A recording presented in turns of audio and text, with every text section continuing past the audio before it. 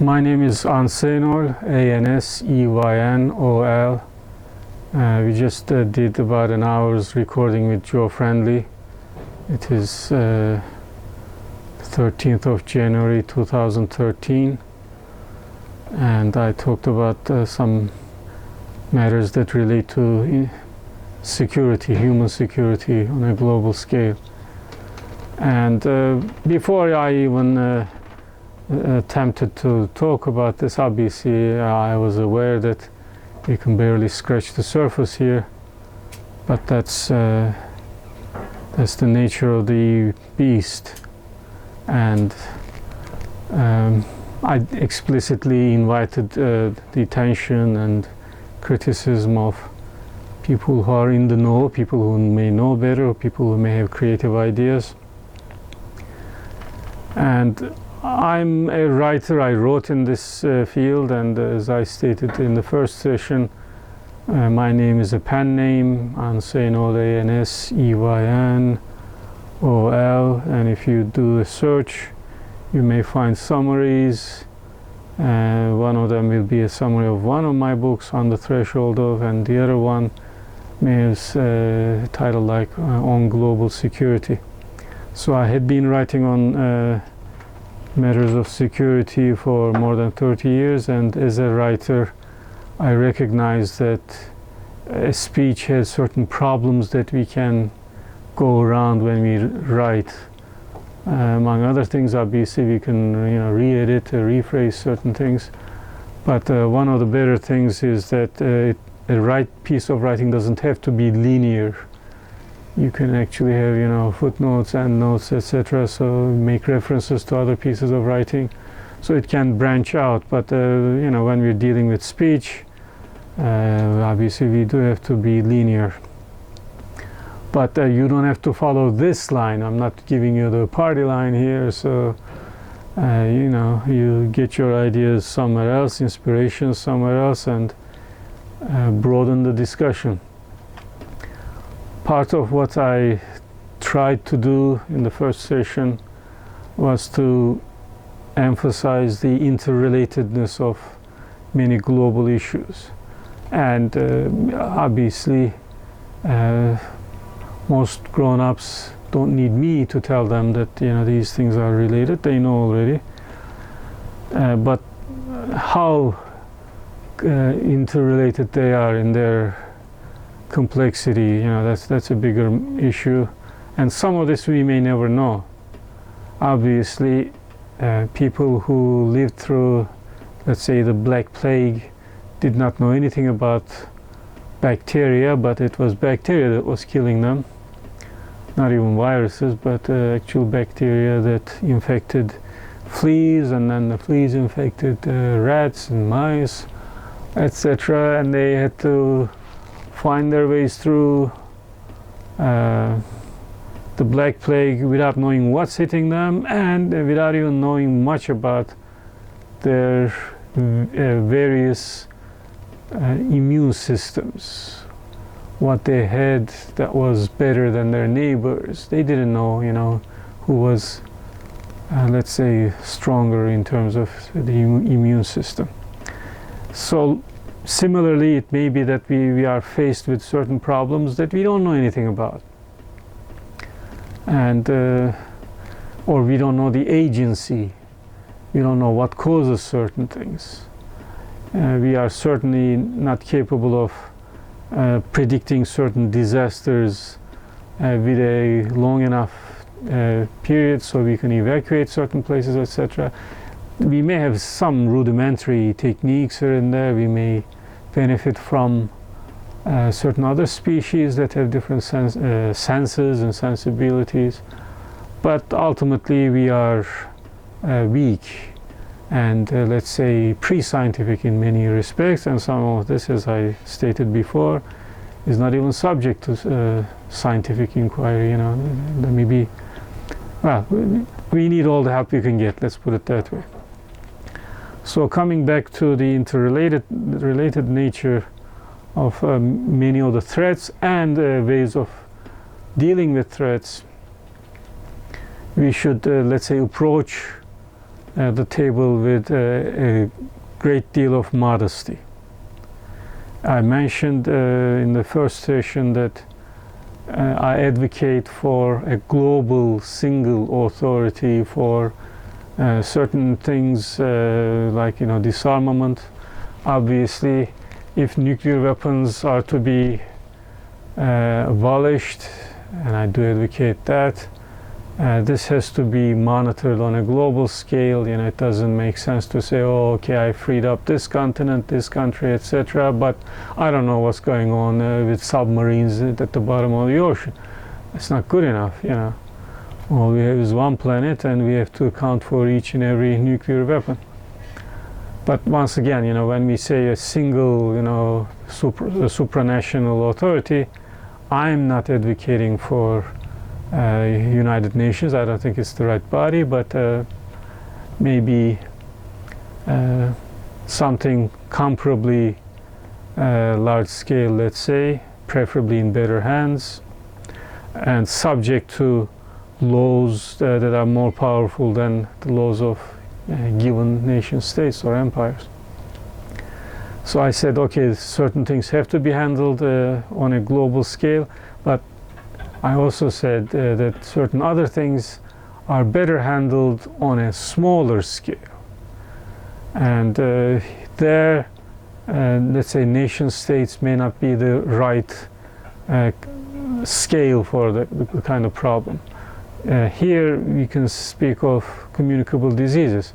A country may choose not to, let's say, block a certain kind of traffic. They may, for whatever set of reasons, rightly or wrongly, they may leave their borders open, let's say, to tourists or tradespeople, etc. People who travel for scientific purposes, sportive purposes, but they render themselves vulnerable, or parts of their territory vulnerable. But inside a country, assuming that countries do remain, smaller human settlements may have rules of exclusion. They may say, well, okay, so the larger political body allows you to travel inside the country, but we don't have to open our doors to you, which is fine. Exclusion is not necessarily, or doesn't always have to be elitist, racist, or hostile, or anything like that. You say, for medical reasons, we'll at least keep you at an arm's length. They may have their own rules of quarantine, which, as may be known, is derived from a rule to wait for 40 days quarantine. I guess it was popularized in Venice for good reasons. Venice had a lot of trouble with tradespeople and diseases. But anyway, this is just one example and one, let's say, undeniable case where people may cause a lot of harm unintentionally. They may have invisible vectors of diseases on themselves, in their bodies, or they may otherwise bring even, let's say, certain things with their immune system. So some of their bodily discharges may infect certain things, etc. So these things are, once again, unintentional. Therefore, you cannot expect people to declare certain things. They may not be aware of them. But you would have good reasons to exclude certain kinds of people, and I say that should be allowed. And if certain diseases do spread, then there may be reasons why certain segments of population have to be kept in one place also. Now, once again, this may not be ideal, this may not be desirable for the people who are kept in that place, but for reasons of health, let's say, on a larger scale, may be necessary. But this is just one, undeniable example. There are also some other things where certain precautions can be taken if everybody in that community decides to, let's say, be overcautious in one sphere or in one field. And if they are all grown-ups, there's no reason why they shouldn't be allowed to take such precautions. So in other words, some people may say that we want to voluntarily give up certain rights that we have, let's say the right to certain levels of privacy. So we'll subject ourselves to more scrutiny and tests and checks and inspections, so that we can have more security concerning such and such. I say something like this on a national scale may be alarming to the majority of the people, but if it is practiced by grown-ups in a, let's say, chosen community, then it should be none of anybody else's business. So, they want to trade some of their, let's say, so-called civil liberties for a certain level of security. It's up to them. I'm not saying that I would be one of those people, but I say, it's their business. So this kind of an approach may also be alien to some members of the audience, so to speak. But there it is. In the first part, I didn't hesitate to rub certain things in the faces of some Americans, and it had to be done. Here also I say that those people who wish to address matters of security should not have mental stumbling blocks like what their ancestors had been doing thus far, what laws exist in the books, what institutions do what, and so on. And in accordance with this, or you can say going further, I personally have no loyalty to existing laws or constitutions that is higher than my loyalty to the future interests of my species. So I say, the interests of my species override your existing laws. And I can also say that the interests of some other species may override my loyalty to my fellow human beings too. After all, our reliance on other species is undeniable, and it is also undeniable that we are not an endangered species. On the contrary, we are a species that is progressively destroying and fouling our own nest, so to speak, and working against our actual interests by destroying certain species that we rely on. This much obviously you don't need to take my word for it. It can be verified with existing science and centuries of bad practice. So in the first segment I asked some Americans if they would be ready to approach matters of disarmament with an eye to global interests and with, let's say, a certain level of criticism of their own states or empires. And I said explicitly that I don't care if my own country of origin is discontinued. I'm not saying that people from my country, should be put to death. That's not what I say, of course. But if, as a legal entity, my country of origin ceases to exist, that may be all right, as long as the human beings living in that country continue to prosper even better under some other kind of an organization. Fine.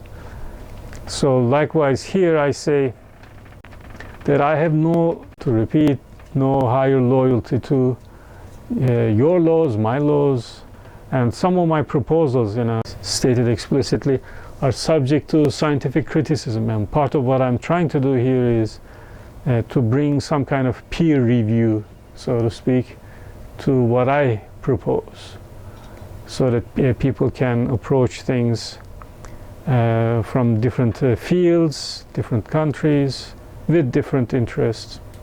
But while I say this, I want to emphasize a few matters.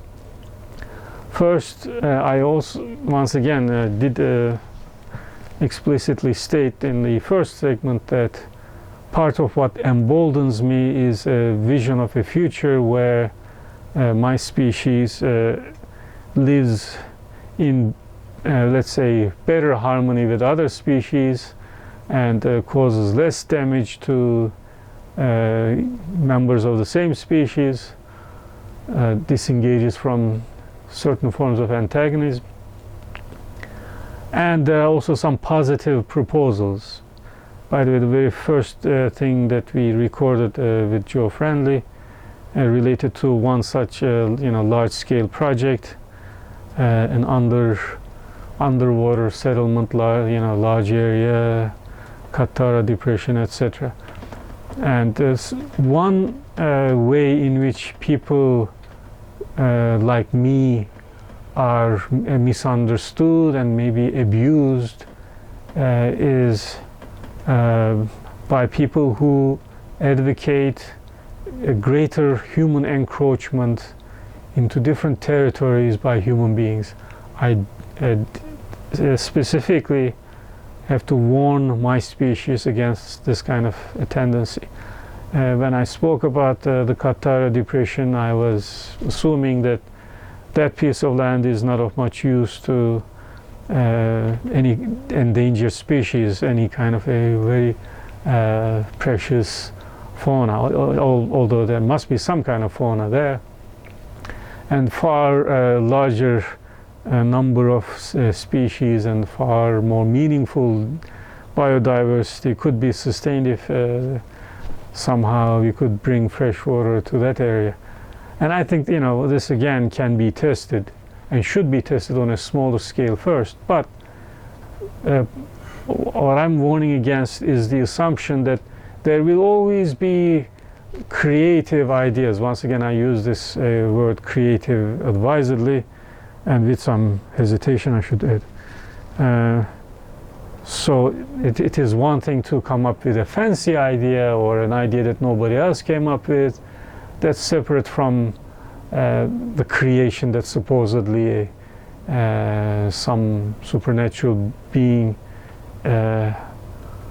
has actualized before us. So we were created and whatever kind of thing. So it's a different kind of creation. But at the same time, I mean, with that limited sense of the word, I say that there are other problems with human creativity. First, we have to understand that sometimes people with bad intentions may come up with really creative ideas and they may cause serious damage that way also. So creativity does not always work for the good, and sometimes creative ideas that bring good results may be abused by people. And here I must say, especially by people who, obviously continue to bring babies to this world in such a way that our species is spreading wider and further and deeper and higher. And this is not what I advocate. This is not what I say yes to. And this is not what I'm trying to, let's say, accommodate by bringing new ideas and applying new technologies or existing technologies in innovative ways, etc. So I say that people who may be expected to join those of us who advocate for disarmament should also be open to new ideas, creative ideas, but at the same time they should be aware that once again creativity can work in bad ways, etc. And I also began to make reference to a potential source of creativity, and I specifically said, young girls and women in general are not being properly trained throughout the world, certainly not in the fields like matters of security. And even if some of them are trained, they do not have decision-making positions in many organizations that make it their business to think about security, let's say. obviously not half of the so-called first responders are women. I'm not saying that they should be, but you know, they're not even anywhere near half, not even a quarter. And likewise, when it comes to certain security forces, be it military or police or related things, once again, not even close to half of those forces are made up of women. Now here, one thing that has to be admitted is that much of the physical harm and aggression caused on this planet by human beings is attributable to man. And this is not to say that women given enough power would be wise enough to refrain from causing that kind of harm. No, I can't say that, but disproportionately, obviously, most of the crime is presently being committed by men. So at least in terms of testing things or giving opportunities, I think more and more of this security business should be open to women. And something here that has to be seen as related to these matters is the question of parenting. Again, in the first segment, I said that I did not bring a child to this world. This much I know, and I have no intention of bringing a child to this world. And I said, putting a lot of people who are far more powerful than me and who have the numbers on their side, putting them on the spot, I say that parents have a higher responsibility to make it their business to be a part of security measures. Coming up with proposals may not be that easy, but if there are certain proposals on the table that are conducive to increasing the security of their own children, hey, they should join. And in this respect, I say, to go out on a limb, as they say, especially women whose children have reached a certain age, let's say something like 15, should make it their business to re-educate themselves in the interest of their children. Now, some of these children may be over 18, so legally they are grown-ups, but still, at the age of 18, what they can do may not be the same kinds of things, let's say, that a grown-up parent can do. And one way or another, their future is also the parents' responsibility. So I say that it would be a good idea if a lot of women voluntarily offered their free time and services to think of or to work for increased security, not just for human beings, not just for their children, but obviously there are many security related things, like we speak of water security, food security, so some of the inanimate things should also be included in our understanding of security. And I understand that obviously some people would volunteer for this, some people would probably put us to shame with what they do, what they can do, but my guess is that there would not be enough people. So we have to contemplate the question of coercion. Would it be justified for people, for organizations or communities or both, to coerce certain grown-ups and extract from them certain amount of work or services that can end up paying for security related measures? I say yes. Coercion should not be a taboo. And here again, I say that I'm not duty bound to respect existing laws in the books which may favor certain kinds of, let's say, rights that were grandfathered, so to speak. So if something was not legally required at a certain period, cannot be imposed on the population, let's say with laws that are, let's say, ex post facto, or whatever the legal term is. So in other words, if you did not warn parents that parenting would bring such and such responsibilities for them, then maybe it's too late, maybe you should wait until the next generation. I say no, people are here, and there are certain things that can be done, and there are not enough people who are volunteering for these services, so we have to obviously find the labor force somehow, or find the resources somehow. By the way, I will not be alone in this kind of an argument, and throughout history, obviously, I mean, you can have a ship full of people, and if the ship is sinking, even the people who did not sign any kind of paperwork saying that, yeah, okay, we'll help with the bucket work or whatever, or with the evacuation of the ship, blah, blah, we therefore have no obligation. They can't say that. If the captain says, hey, you do the bucketing here, you do this, you save these children, you have to follow the orders.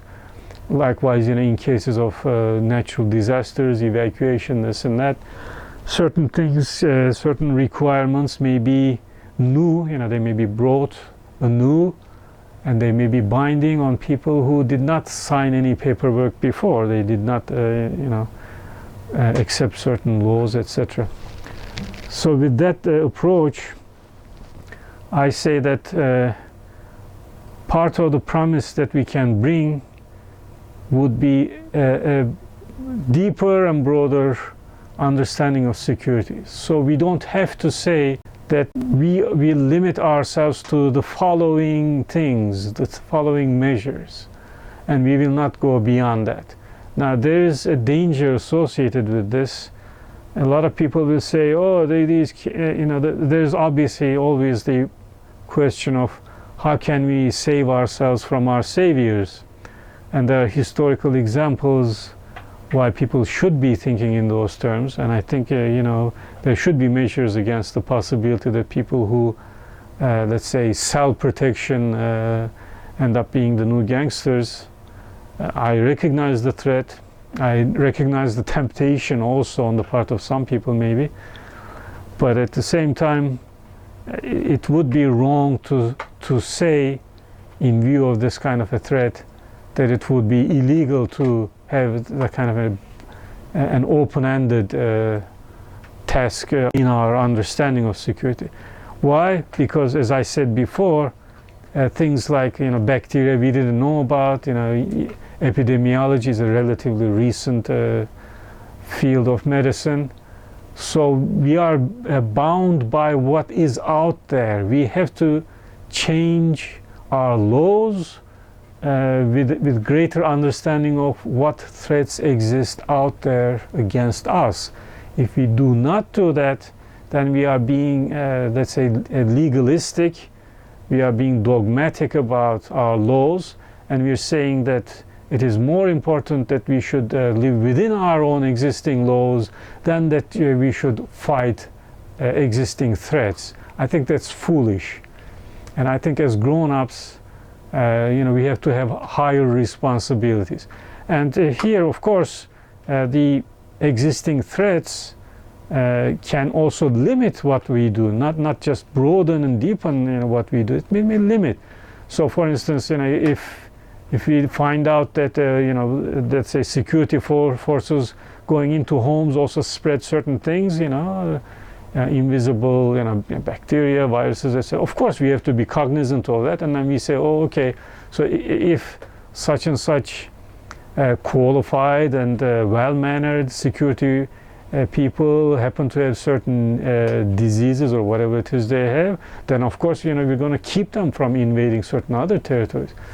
So this is just once again an example that we can wrap our minds around. This is something we know about, but there may be many other things that we don't know about today, but we will find out later. So the ultimate authority should be the scientific thing, the things that we discover about the threats that exist out there, etc. Incidentally, in one of my essays that I mention here that you can find on the internet has to do with global security, and there I approach the concept of security, and I know once again that it's a vague concept. It's hard to know that you are secure at a given time, and you can only find out that you have what it takes to survive a certain threat after the threat actually hits you, and you say, oh, okay, that wasn't too bad, I survived that, etc. I mean, there can be certain material, you can grade certain material, you can say that this material can withstand this much heat, if you can test that kind of stuff with that material. But for many other things, we have no such luxury. We can't test certain things. First of all, we can't test to see if women and pregnant women and children can withstand this kind of threat or that kind of threat. It would be criminal to subject them to that kind of threat. So for many things, we can't do the testing, and for many other things, it's all a question of what is going to hit you first. Is it going to be a tsunami? Is it going to be an earthquake? Is it going to be a volcano? Is it going to be a wildfire? You don't know, and you invest your resources in one direction, and as I said, and as it is obviously must be obvious to a lot of people, you invest in one thing, and you may even bankrupt yourself, so you don't have enough resources to fight something else. So this being the case, talking about matters of security, we can only say that we are secure against a certain kind of threat that we know of, that we have seen before probably, or that we can visualize. And okay, what we have is good enough for that we can say, maybe. But we don't know what else is in the cards for us. So once again, I go back to my understanding of science, and I say, as a scientist, I know that what we can bring to the table is second best. It would be far better if we knew, for instance, the timetable of future disasters, what is going to come. If some of us could communicate with quote-unquote God here, or whatever. By the way, I'm an agnostic, so I'm not assuming that there is such a power, but I'm just allowing for the theoretical possibility. If some of us could get the information from a higher source and tell us, then we would be far better off than what the scientific means can secure for us today. We could avoid certain things, etc. Likewise, we happen to know that we are on a planet that is subject to continental movements, the continental drift or plate tectonics, etc. And we don't know the future course of these movements. Once again, if somebody could get the information from a higher source, that would be much better. And I'm not counting on the possibility. I'm just saying that that would be best, and what science can do is only second best. So all we can do is make educated guesses, and if we are indeed educated, and I'm not sure if we are properly educated, regarding certain things. Now, in this context, I may also refer to another hidden cost of the so-called Cold War, and this is, in the first segment I mentioned malaria, for instance, as one major killer disease that, let's say, some Chinese scientists may be better prepared for than us, and they're not letting us know, how to be prepared. And here, I guess, it bears mentioning that the theory behind plate tectonics was established in the 60s, in our lifetime. Joe may be more familiar than me, but I wasn't studying these matters when I was 2 or whatever, or anyway. But now we know the original theory goes back to the early 20th century, but it was established in the 60s. And actually some of this owes a little bit to the fact that obviously floors of, or the bottoms of oceans were investigated and mapped by submarines with certain military goals in mind, obviously. But they did discover that there's a huge mountain range somewhere in the middle of the Atlantic Ocean, and they knew that this thing was coming apart, blah, blah, blah. And there were certain measurements, obviously there are ways of finding out if there are nuclear detonations throughout the world. And some of these things measured smaller scale earthquakes here and there. And this also fed into the mapping of the tectonic plates. But on the other hand, we have to understand that some of the investment made in rearmament and militarization took away from us the resources that should have been invested to fight or to be prepared for natural disasters. So one conclusion from the facts about the facts surrounding plate tectonics is that some places are better places, or more stable places than others. So, for instance, parts of Australia are, let's say, far less likely to have earthquakes than parts of Japan. This much we can say. But does that mean that you would individually be better off in Australia? Well, it depends. I mean, you may go there and you may be bitten by a venomous snake that doesn't live on, Japan. So you don't know. Or it may be some venomous spider, or there's a small octopus that is seriously venomous. So you don't know. Individually, you may not be better off in Australia. But the fact remains that most of Japan is not a good real estate.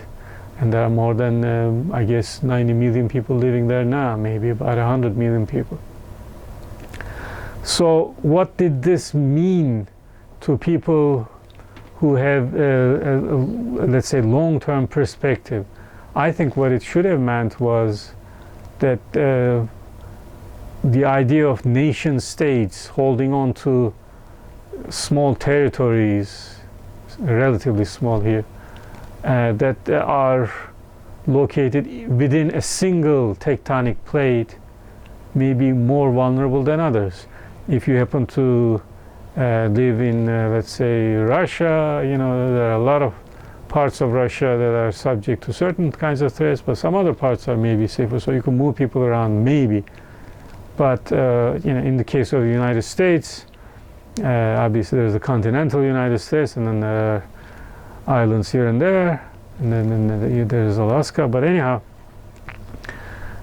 so again, people may be moved around, but in terms of the smaller countries, let's say most of your eggs, if not all of your eggs, are in one basket.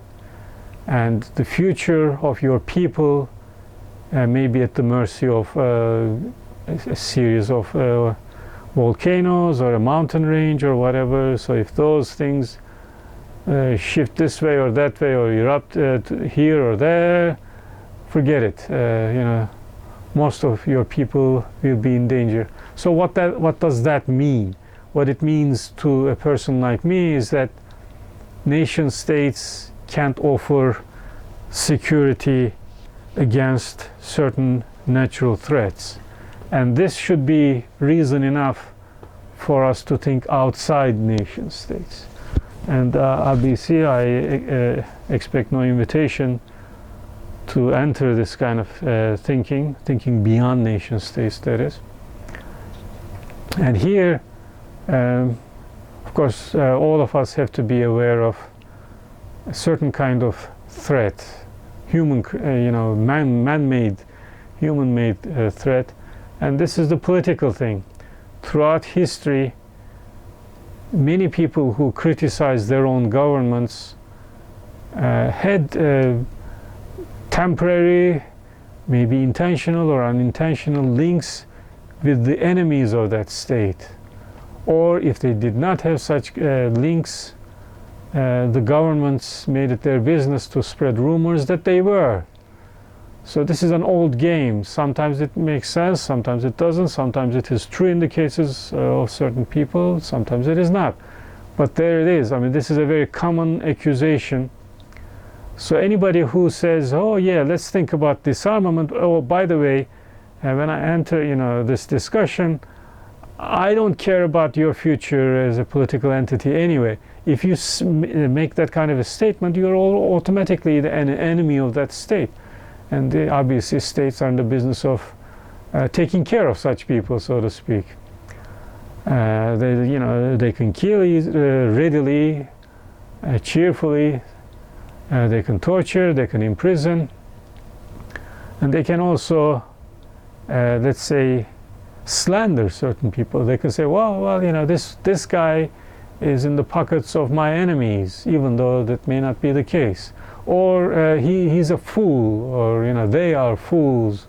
They don't know that all of this is going to lead to a weakening of our state, and that's the end of the world. All you have is us. If we don't take care of you, if we don't protect you, no one else will. Your neighbors are out to eat you alive anyway. So don't go there. Don't follow these fools. Fine. This kind of rhetoric is inevitable. By the way, this is not just states that do this. This is a very common human fallacious thinking, let's say, or let's say a common form of fallacy. You can say that this is, let's say, an imagined guilt by imagined association. Sometimes the association may actually be there. You may indeed, for instance, make alliance with, let's say, a certain kind of a political group. In my case, I should say that I have never been a socialist. I have never deliberately sought to work with socialists toward their supposed goals, but there are many socialists who are opposed to nuclear weapons, and there's no reason why I shouldn't work with them. There are not enough of us who are opposed to nuclear weapons, so of course we make common cause with them. Likewise, there may be critics of the United States who would wish to see some other power rising in the world. I don't think they constitute a large number of people, but in any event, if they are with us against nuclear weapons and other kinds of weapons, there's no reason why, or I don't think we can afford to distance ourselves from them. Of course, we can verbally say that, we don't want to go where you want to go, but we can travel some distance together. Of course, the question is who will eventually have enough power to determine the future policy, and there, I don't know. It is unfortunately not clear to me that people who think like me will have enough power, but even so, we have to make our choices today and move in a certain direction. So coming back to this imagination business, I pointed out that creativity can work on the side of the good people and can work on the side of the bad people, and sometimes good people come up with bad creative ideas, unintentionally cause a lot of harm, and sometimes bad people come up with creative ideas that serve the good people. So you don't know. Vigilance is required. But here's another example of this business about imagination.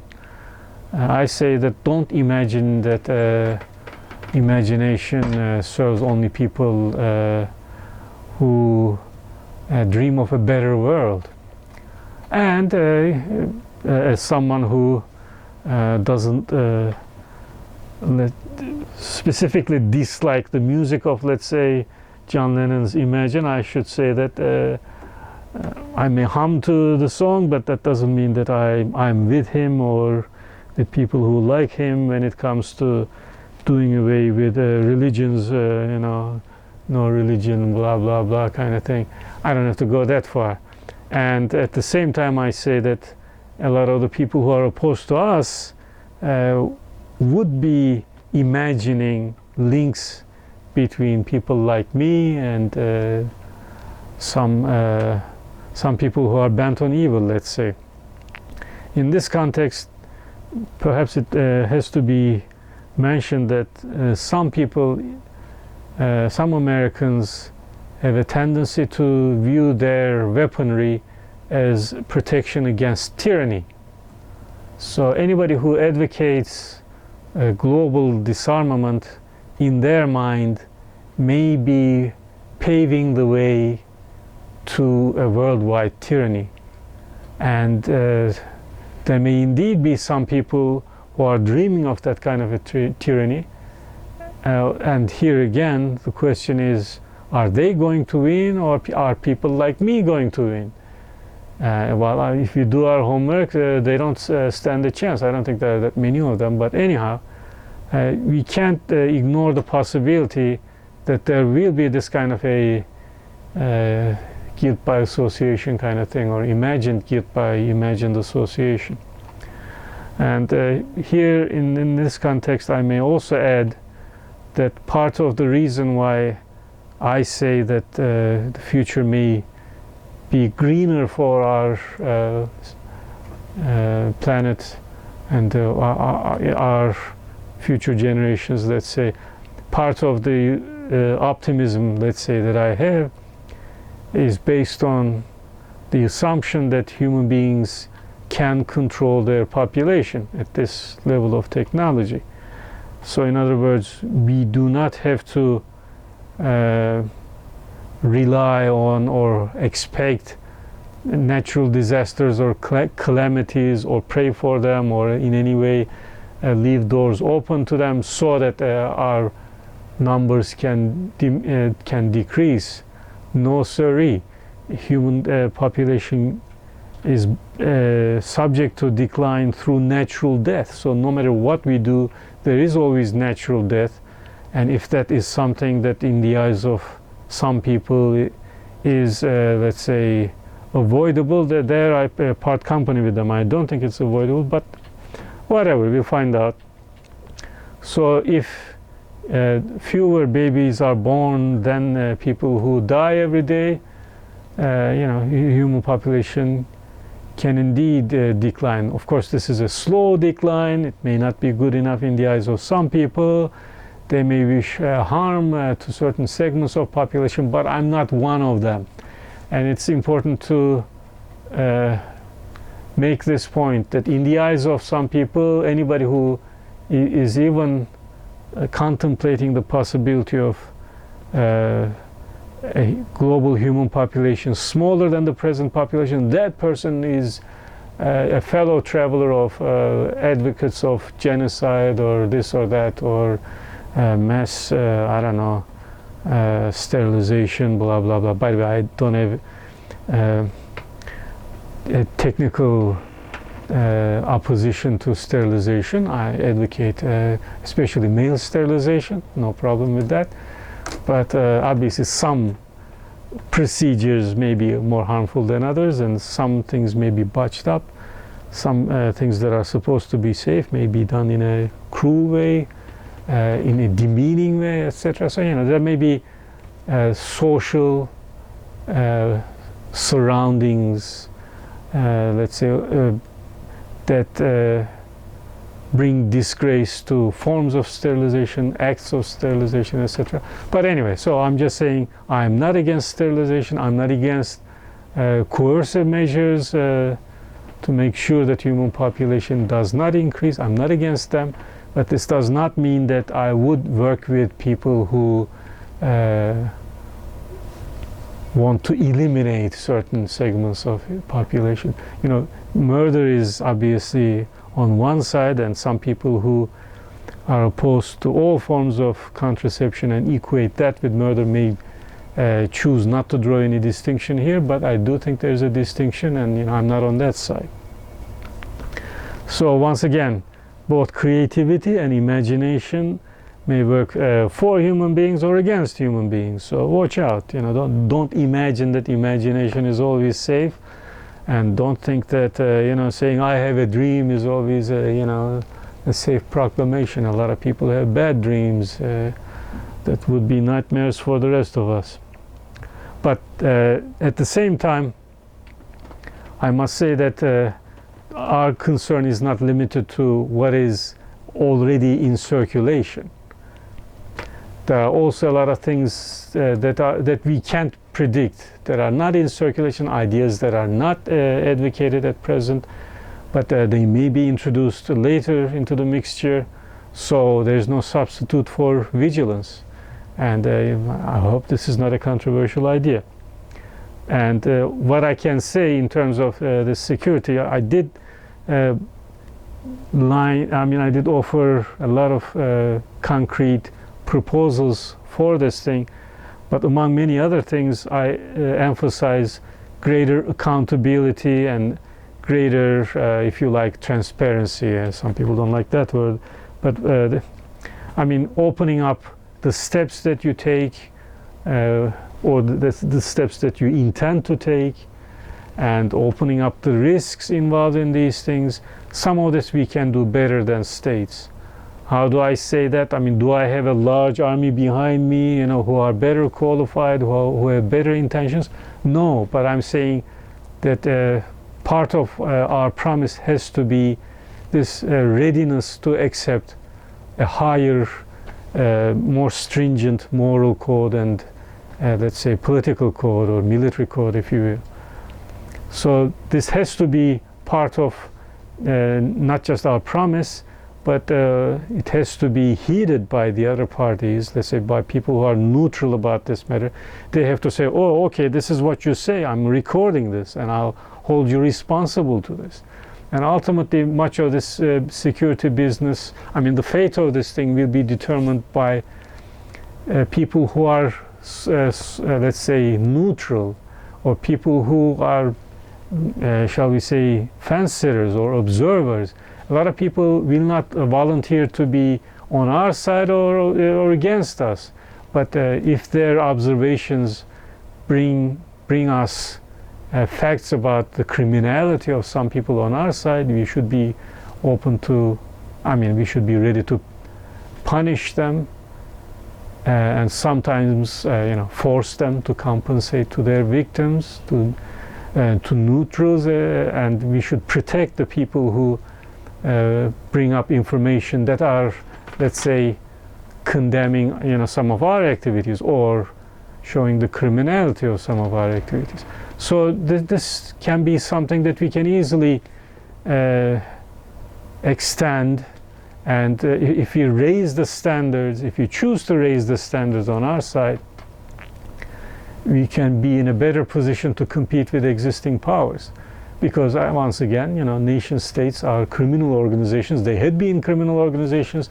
They're in the business of hiding their mistakes, or they had been anyway. And if, as a result of our, let's say, higher claims to moral and scientific, etc. standards, if as a result of these they improve their conduct, that's not bad either. Competition can help both sides here.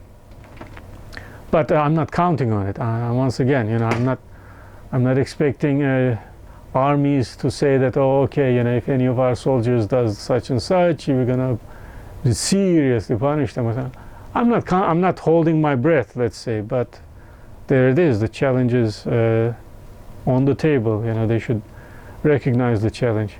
And another way in which we can, let's say, offer a better service is our acknowledgement of our powerlessness.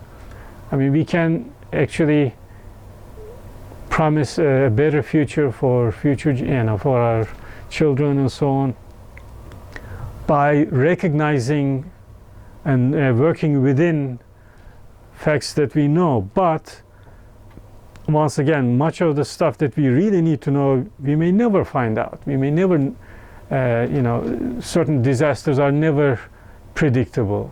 They may not be or we may not have enough notice before they happen. It may be just a few minutes, not good enough, etc. So we have to recognize and emphasize our powerlessness. This should be part of our propaganda, so to speak. And here again, states may not imitate us all that much, because part of their message is their powerfulness. They present the image of people who are on top of things. Yeah, we know things, we know what we're doing, and we know those people are fools, pawns of the enemy, etc. And this is a typical, let's say, macho fatherly promise, which is not verifiable at this point. So by the promise of openness to ideas from every side, and this includes the state, by our readiness to criticize ourselves more stringently, by our promise maybe to do more, to work harder, etc., and our promise to be more modest as members of just one species who are certainly dependent on other species, we can do better. And here, as a final statement, I say that some of the future solutions will definitely come from the plant kingdom, let's say, which are just silent witnesses to our crimes against each other. So we should be more cognizant of what they do, what they can do, what they had been doing on this planet long before we showed up. Once again, this is just segment 2. Thanks to Joe Friendly, and once again, my name is Anseynol, Anseynol. You can look this up on the internet.